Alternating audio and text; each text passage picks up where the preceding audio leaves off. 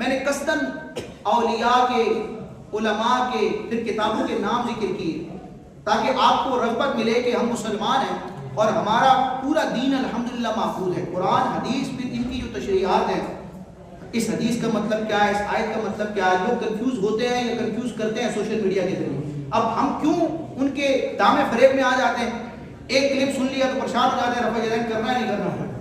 قصور اس کا تو ہے کہ وہ مس گائیڈ کر رہا ہے، لیکن کچھ قصور ہمارا بھی بنتا ہے کہ یار ہم نے مسلمان ہیں، دنیا میں ہم آئے اور سارے کام سیکھے، پیسے کمانے کا گر سیکھ لیا، لیکن جس دین کو ہم مانتے ہیں، جس نبی کو مانتے ہیں، انہوں نے جو تشریحات کی ہیں، اللہ کی عبادت کرنے کا جو طریقہ پیارے مصطفیٰ نے بیان کیا، اس کو ہم نے کیوں نہیں سیکھا؟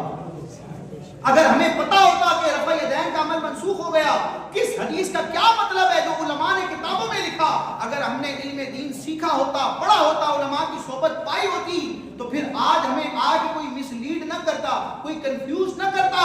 اگر کوئی غلط بات کرتا تو ہم اس کو پکڑ لیتے کہ ایسا نہیں ہے معاملہ، ایسا ہے۔ تو یہ کچھ ہماری کمزوری ہے، کچھ نہیں، بہت کمزوری ہے، میں تھوڑا ہاتھ ہلکا رکھ رہا ہوں۔